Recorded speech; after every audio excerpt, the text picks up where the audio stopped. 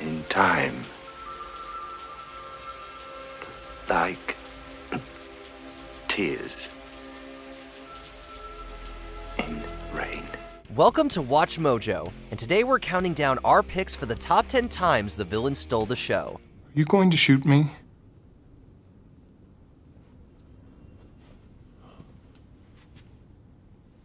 That depends. Do you see me? For this list, we'll be looking at the occasions when a film's villain outshone the hero and other characters. Even if the films in question had other notable performances, it was these bad guys who were undoubtedly the most memorable part. Keep in mind, there will be some spoilers. If there's a spotlight-stealing antagonist you wish had had more of a presence on our list, shine a light on your choice in the comments. Number 10. Commodus, Gladiator. Gladiator has some excellent characters, epic set pieces of music, and fine performances. You are false as a son. Is my failure as a father. But Commodus towers over the rest of the movie. Commodus is the murderous usurper emperor of Rome, whose order of the deaths of Maximus's family already makes him hateable. However, he also proves so needy, slimy, incestuous, cowardly, and all-around despicable that he's one of the easiest villains to loathe in all of cinema. But none of my virtues won your list. Even then, it was as if you didn't want me for your son. And yet, Joaquin Phoenix's performance is so compellingly revolting that we can't tear our eyes away from every awful minute of Commodus's actions. Seeing Commodus finally meet his end is only as satisfying as it is because Phoenix does such a great job at making us detest him. Am I not merciful? Number 9. Terrence Fletcher, Whiplash. J.K. Simmons often plays jerks, but they're usually lovable in some way. My ears are fine. We definitely have an out-of-tune player. Whoever it is, this is your last chance. Not so Terrence Fletcher. The conductor of a prestigious conservatory studio band, Fletcher is a cruel, toxic teacher who uses a variety of abusive tactics with the apparent goal of bringing the best out of his charges. Not quite my tempo. Here we go. 5, 6, 8.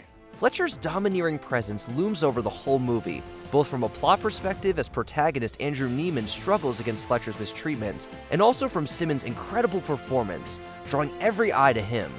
Fletcher's everyday evil is frightening for how common it is, but also how perversely entertaining he can be.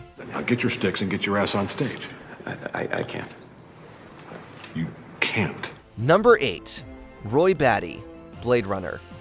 Blade Runner in general has a lot going for it, from its haunting soundtrack to its gorgeous cyberpunk visuals. But when it comes to characters, Roy Batty steals every scene he's in. Fiery the angels fell. Deep thunder rolled around their shores, burning with the fires of Orc. An android replicant, Roy is on a quest for meaning and to extend his predetermined short lifespan. Nothing the god of biomechanics wouldn't let you in heaven. Terrifyingly brutal, yet also sympathetic, Roy's philosophical nature and intimidating presence help make him a fantastic villain and an easy standout of this cult hit. While Roy may have seen things we wouldn't believe, one of the things we can't believe is how great a character he is. Gosh, really got some nice toys here. Number 7. Eric Killmonger Stevens, Black Panther. Marvel has some spectacular villains, and Killmonger is one of their best. Don't trip. I'm gonna take it off your hands for you. These items aren't for sale. How do you think your ancestors got these? You think they paid a fair price? Eric Stevens, born to a Wakandan prince under the name Injadaka, returns to the advanced secret nation, believing he owes it to the marginalized and enslaved African descendants worldwide to use Wakanda's advanced technology to fight against their oppressors. Killmonger decides to take over. Y'all sitting up here comfortable. Must feel good. It's about 2 billion people all over the world that looks like us. While his methods are unconscionable and violent, Killmonger is so charismatic, and his goals are almost noble, that he's a magnetic presence throughout the film. Black Panther has a fantastic ensemble, yet Killmonger still manages to be a standout among its stacked cast. I lived my entire life waiting for this moment. I trained, I lied, I killed. Number 6. Annie Wilkes, Misery. Fandom can be scary, but rarely this chilling. Oh, Paul, I've read everything of yours, but the Misery novels, I know them all by heart. When author Paul Sheldon suffers an accident, he's taken in by a nurse, his #1 fan, Annie Wilkes. After Annie discovers that he's killed off his main character in his latest book, she reveals herself to be incredibly controlling and dangerous, refusing to let him go until he fixes his mistake.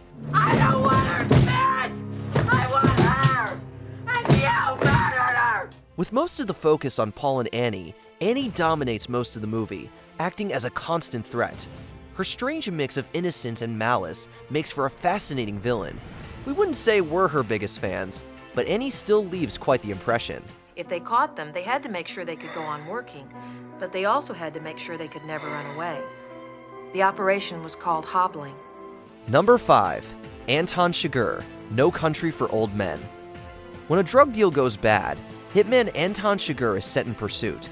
Coldly calculating yet possessing his own chaotic sense of justice, Chigurh is a captivating villain. Violence hangs over his every action, such that even seemingly mundane acts like drinking milk or tossing a coin have us on the edge of our seats. What's the most you ever lost on a coin toss? Sir? The most you ever lost on a coin toss. His relentless pursuit of Llewellyn Moss is like that of an inexorable force of nature, with a ridiculous haircut. So, what'll it be? Everything. What do you mean? Long in the short places, short in the long places. It should be from both the future and the past. And given who he is and what he does, Chigurh overshadowing everyone else in the film feels inevitable too. I know something better. What's that? I know what it's going to be. And speaking of inevitable, number 4, Thanos, Avengers Infinity War. The Mad Titan loomed large in the background of the Marvel Cinematic Universe, but his true debut had him outshining even the heroes. And now it's here. Or should I say, I am. The Purple Galactic Conqueror may be trying to kill half the universe, but his motives are benevolent, in theory. In his quest for the Infinity Stones, we hang on every word from Thanos' mouth as he tries in vain to convince the heroes he's right. But random, dispassionate fare to rich and poor alike.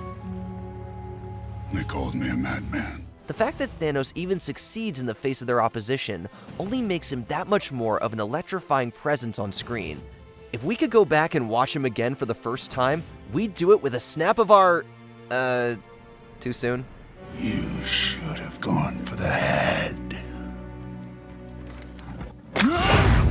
Number 3, Hannibal Lecter, The Silence of the Lambs. Dr. Hannibal the Cannibal Lecter is one of the greatest movie villains ever, so it's no surprise that this monstrous psychiatrist outdoes everyone else in the film. Closer, please. Closer. He aids Clarice Starling in her investigation, even as he uses it to leverage his own bloody escape.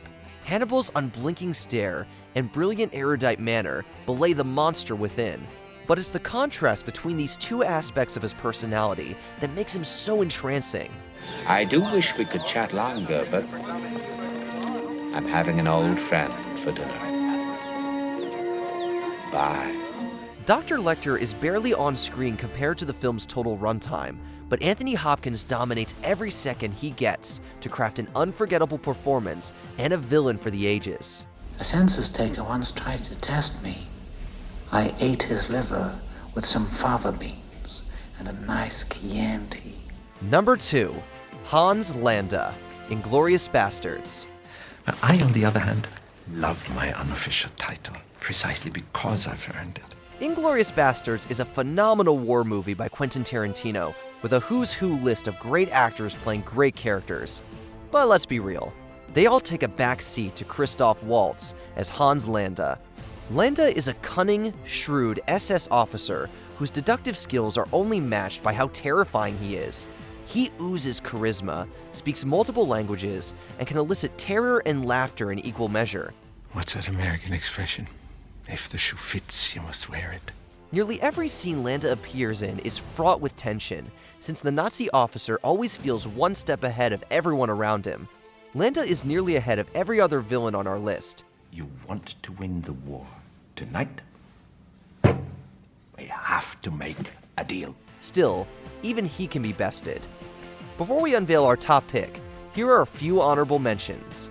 Dr. Evil, Austin Powers franchise. Practically every word that comes out of his mouth is iconic.